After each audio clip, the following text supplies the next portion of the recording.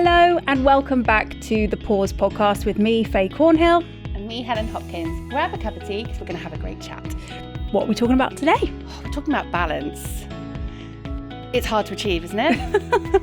Well, I mean, I've got lots of notes here, but I'm kind of like, what do we even mean by that?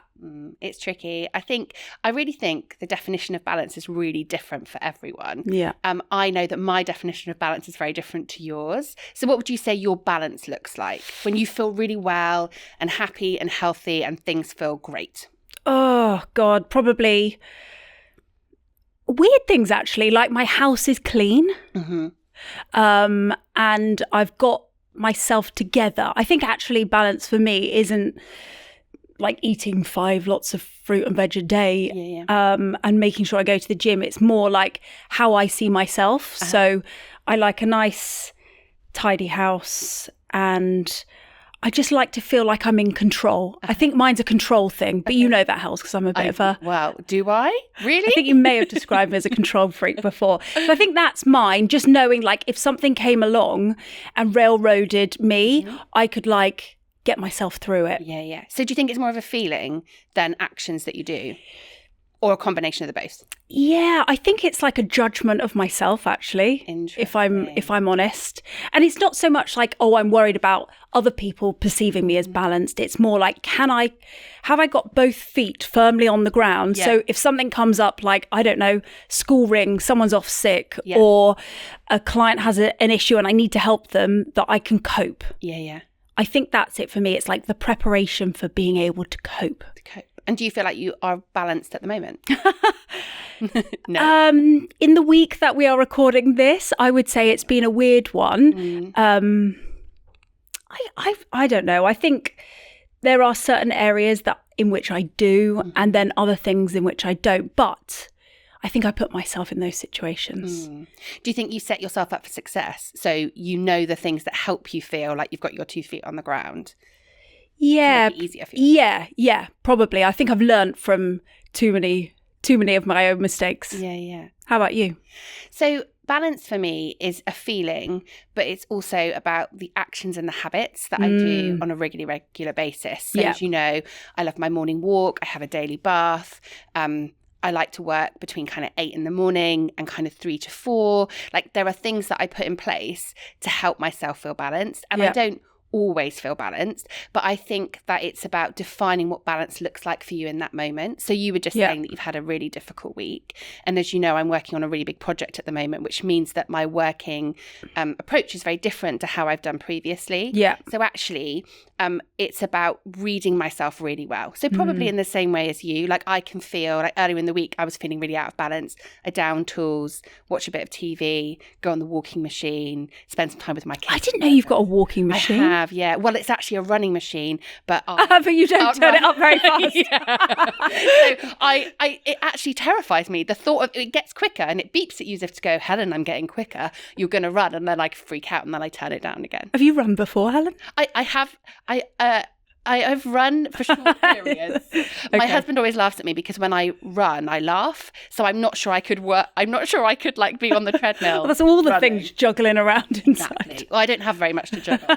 So, but for me, I think balance is about defining what that looks like for you in that chapter. You know, at the moment, things have been quite busy and quite overwhelming. So I put the kind of actions in place to help me feel balanced on a day-to-day basis. And is that daily habits? Is that what we're talking about? Like to be balanced? Is it we must all do these 5 things every day and then we will have a balanced existence? Yeah, I'm not entirely sure. I think it's about making tough decisions to keep yourself sane. Like when you were talking about when those curveballs come to you, so one of your kids has fallen over at school or they're a bit big to fall over at school, aren't they? Now? It would hurt now if they fell over at school. It's a long drop.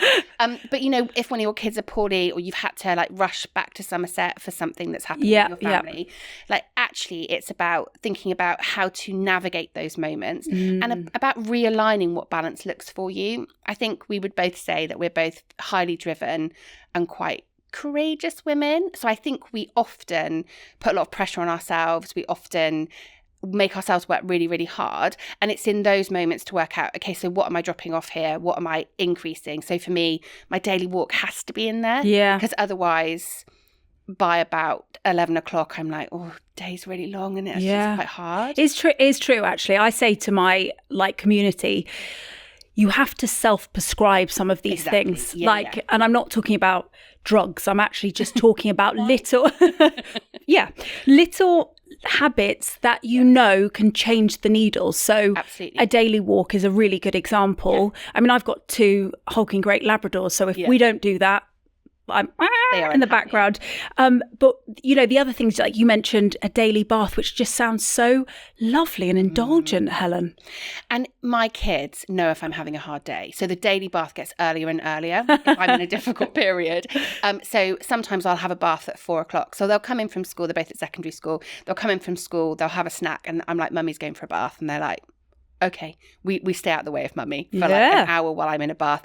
And I also have an addiction to Lush bath bombs, and I have one every day. I know. My husband's like, more Lush bath bombs. He can tell the more stressed I am, the more Lush bath bombs I use. That's so indulgent of you. I love you for it. It is, but then I don't spend money on other things. So we don't go out a lot. Faye's just made a face because of my new cardigan. But we don't go out loads. Like there are things that we're not spending money on. Yeah. So I think actually Lush bath bombs. Why the hell not? You have that.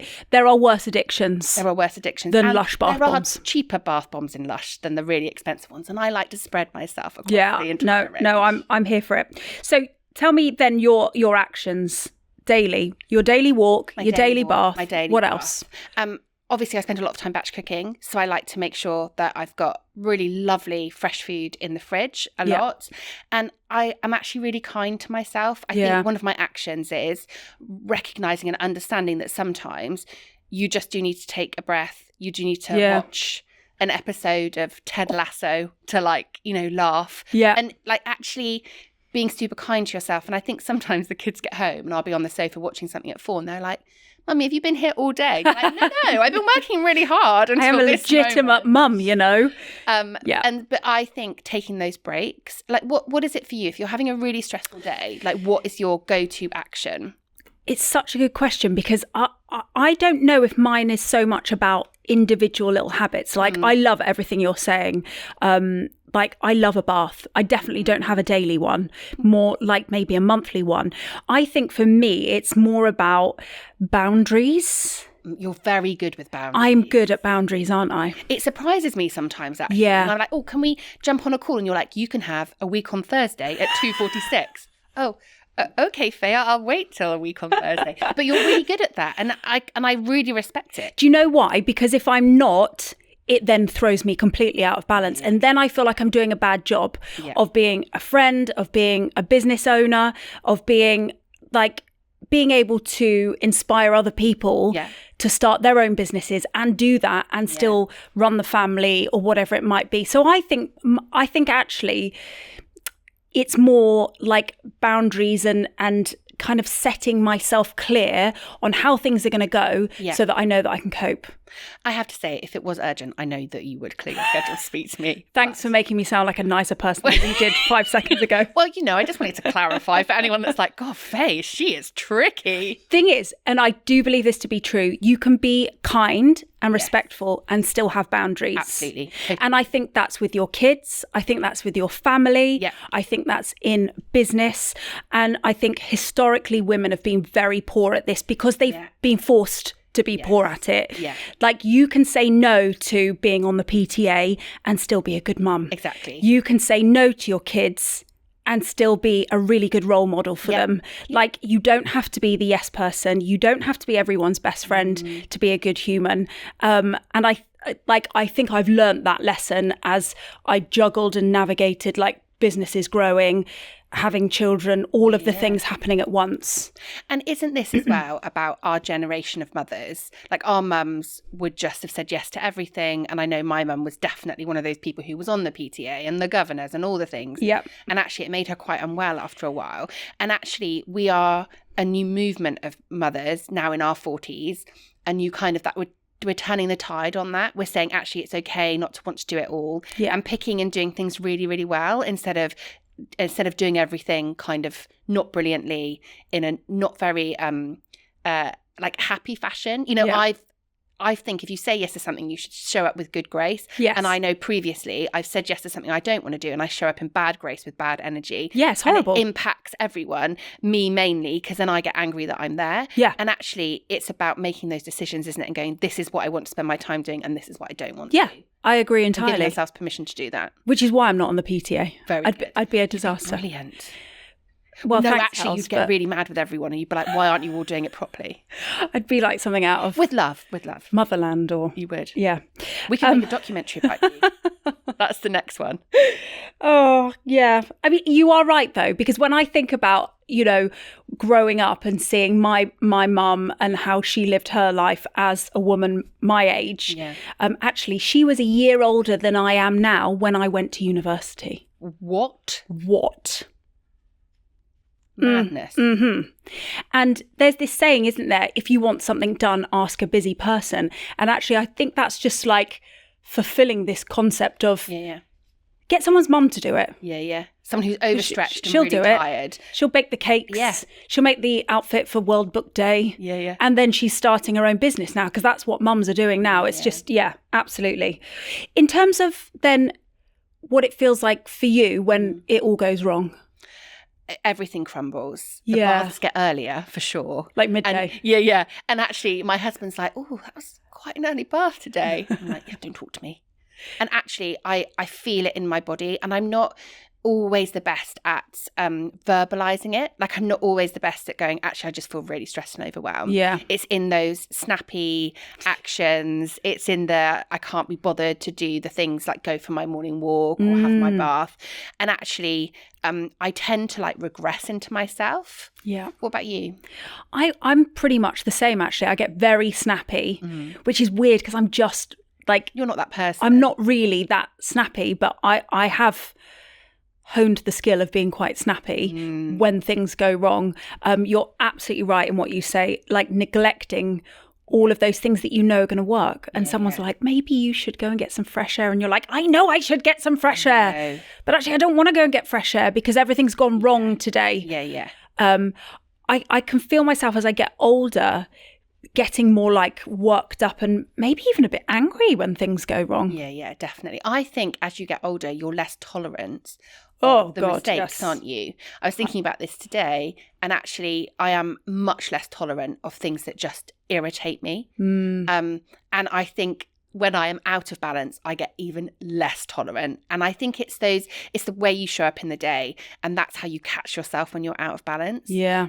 Because I know that when I'm in balance, I'm quite a nice person to be around. I'm chatty, I'm happy. But as soon as I'm out of balance and feeling aggrieved or frustrated or upset, angry, that's when I'm actually not a nice version of myself. And I think most people wouldn't recognize that, but you know how you're showing up in the day, don't you? Yeah, you do. And also, like, just, I think I become, I guess it's like not very motivated. Yeah. But like willing to accept like less than brilliant. Yes. Of myself. Yeah. Like, oh, that'll do.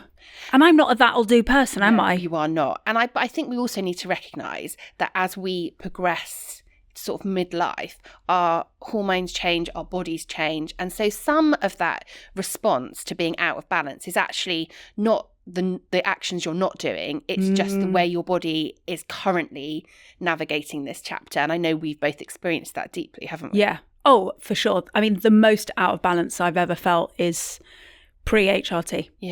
Yeah, me too. What the hell is that? Yeah. And that's not like I've forgotten to make dinner.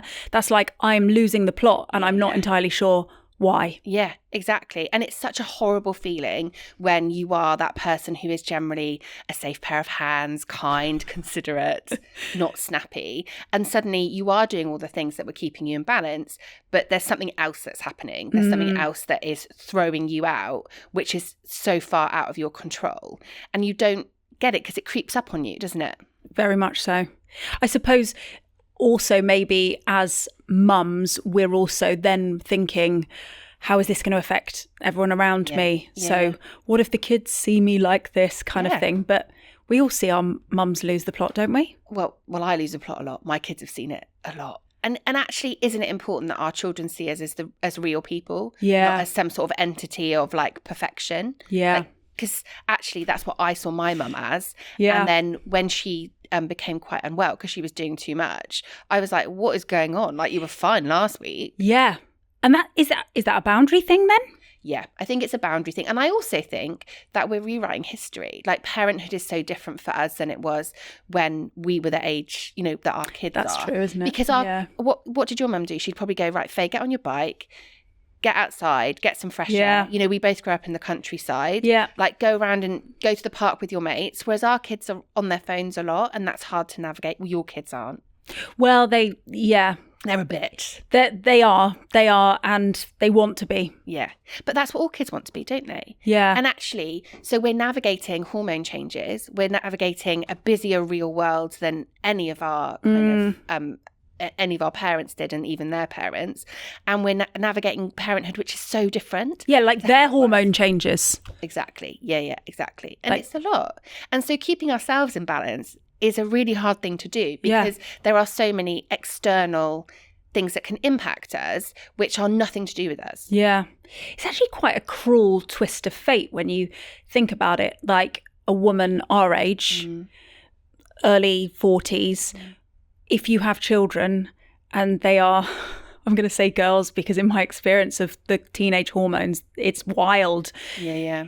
Like, it's quite cruel that you would have a girl going through hormone changes at the same time as your own hormone changes. Yeah. And who designed that? Well, someone who was not kind. Gosh. But also, it's all new to all of us, isn't it? Yeah. Their hormone changes are new to them. Our hormone changes are new to us. Yeah. And so actually, we're navigating really big chapters of our lives. Yeah. All in newness. There's no roadmap to this, is there? I remember feeling really guilty, actually, when I realised that some of my sort of like angst around parenting teenagers was actually mine, not theirs. Yeah. Because I think it's easy to go, oh, teenage hormones, but actually, if we're mirroring that, that's tricky. Super, super tricky.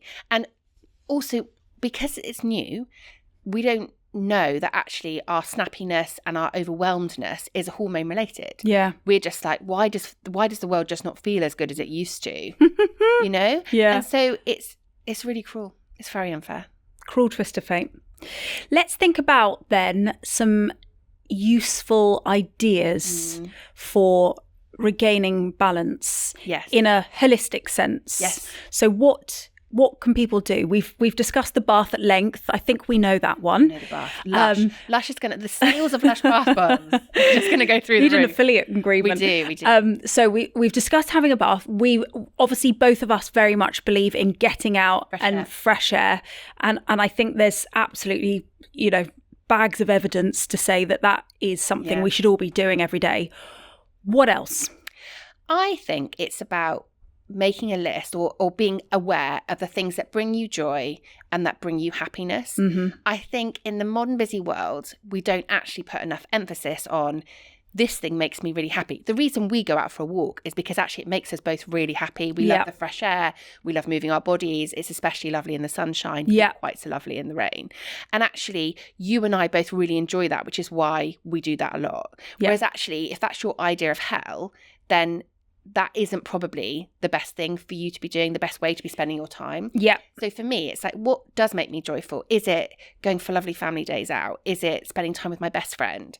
Is it going to the cinema by myself? Like, what could you be doing to kind of amplify that good? Because we know that when you amplify the good gets better. Yeah. And when you are feeling in a bit of a funk, when you're feeling a bit fragmented, actually that just feels like it gets bigger and bigger when we then don't devote time and energy to ourselves. Yeah. What would you say? I think you've hit the nail on the head there. I think that's just absolutely sterling advice. Thanks. The hard bit is then doing it, isn't it? It is. So, like, without being too clinical about it, I do think you have to diarise some of this stuff. Absolutely. And the thing is, the more you do it, the more you're going to want to do it. Yeah. So even if it's having a cup of tea on your back step with the sunlight on your face as your first cup of tea for 5 minutes. Like, the more you do that, the more you're going to want to do it. Yeah. My husband bought me an ice bath for Christmas. Faye, I know you're massive into ice baths. And I've used it twice because the first time I loved Helen, it. you told me you were going to do it every day. Well, I'm telling you now, so you can't shout at me because we're on a podcast. Okay. Well, you probably consider yourself shouted at. Yes, yeah, internally shouted at. And the first time I did it, I loved it. And the second time I did it is when we had a bit of a snowy day and the ice bath was just too icy for me to enjoy it. I needed your like reassurance. I'm going to make you record a recording. We'll do that. We'll do that.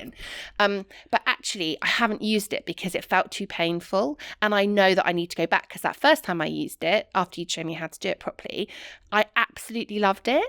And sometimes we need to remember that the last time we do something, even though it's painful, doesn't mean it's bad for us. Doesn't mean we hate it. It just means that wasn't the best experience for ourselves. Yeah.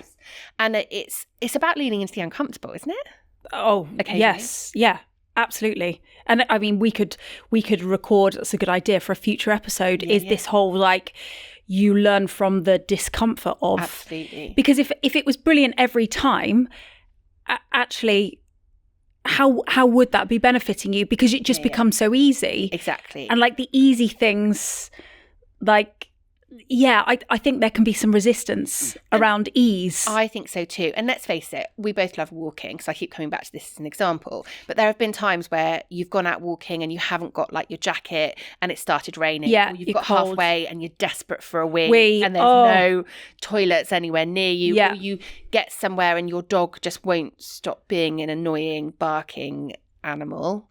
I've got 2 sausage dogs. I don't think your dogs do that, do they? But mine just bark at other people. And so actually there are some times when I walk and I'm like, oh, that was such a waste of time. But it doesn't stop me walking because I know that most of the time I really love it.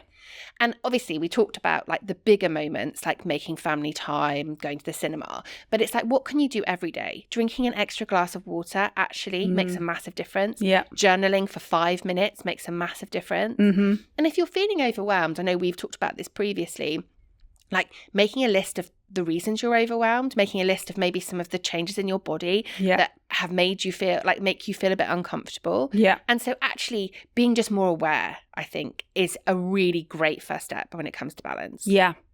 And I think just admitting sometimes it will be a disaster. Yeah. Because otherwise there's this idea that every day's perfect and you've always got it together, and that's really unfair. And I don't necessarily think that's a female thing. I think that's an everybody thing. Like if you're expecting every day of school to be perfect, or every day of going to the office to be perfect, or every day of running your business to be perfect, well, then you're setting yourself up for a fail. Definitely. I get the basics right. I tell you, one of the things, and I told you this in the car park before we started recording this episode, I have just hired a new cleaner, and I cannot tell you how happy I am about this situation. Yeah. I mean, she hasn't started yet, so we'll TBC on that. But it's making me so happy because I know that it's not something I enjoy doing. It's not something I'm particularly good at. Yeah, even though I did work as a cleaner as a teenager. I was quite good then. I've got lazy. And I just know that it's going to be a good thing for me. But it's not laziness, is it? It's like you can use your time and energy in a different way. Yes. To make your life better in a different way. And actually outsourcing. Yeah. Like we've got a gardener. I literally would kill same. everything in my garden if I didn't have lovely Willow. That's her name, Willow, a gardener called Willow. Lush, isn't it? Oh. And Willow comes and she's so zen and she's really lovely and she, titivates the garden and then she leaves and my garden just looks lovely. And I'm like, it's money well spent. God bless Willow. God bless Willow. So top 3 then. Top 3 when it comes to balance. Yeah. Check in with yourself. Yeah.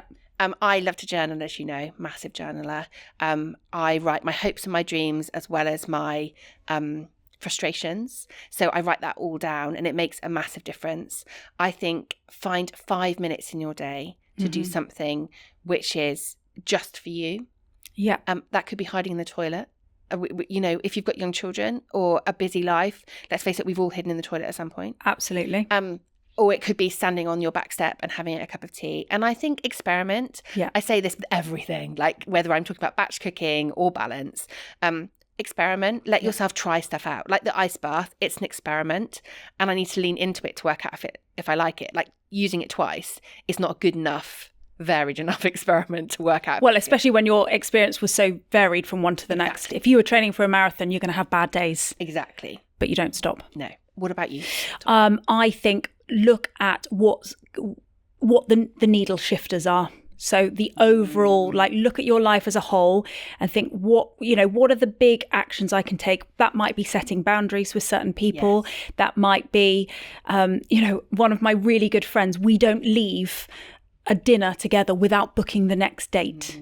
And just knowing that that's in my diary, I've always got a date in the diary with that friend. It's always pending. And that's lovely for me because I'm like, oh, well, at some point soon, I'm going to see my friend Hannah. Yeah, Lush. And get a cleaner. Get a cleaner, always. I know. Or if you can't get a cleaner, because not everyone has the ability to do that. True. Like, how can you help yourself make this easier? Yeah. Are you I'm going to do 15 minutes every day? Yeah. I know there's a big movement, isn't there, on the 15-minute cleaning hacks? Pomodoro. Yeah. Like, what can you do in 15 minutes? Is there people in your family that can help you? So if you've got teenage children, I taught them to clean the toilet recently. They were delighted. Wow. They were really unhappy. I can quite imagine. Yeah. And now we've got a new cleaner and they're absolutely delighted. But think outside of the box. Yeah. That's the most important thing. Good. Well, there we have it. Yeah, it's been lovely hanging out with everyone. There's balance in midlife, and hopefully there's some useful bits in there, or there's some people who can say, I know exactly how you feel, and know that this isn't a linear thing. Of course not. Because one day you'll be on top of the world, the next day you'll be all over the show, and hopefully there's some little useful tools there. And just really reassuring that actually other people struggle with balance too. Absolutely. Good. Thanks so much. See you next episode. Bye. Coming up on the next episode of the Pause podcast, we're going to be talking all about body changes. Oh, and this is such a big topic, isn't it? Because I know that in my early 40s, I'm not saying mid-40s yet, early 40s, I've definitely had lots of body changes, and we wanted to have a really open and honest conversation with you about how your body's changed too. So we can't wait to see you there. See you next week.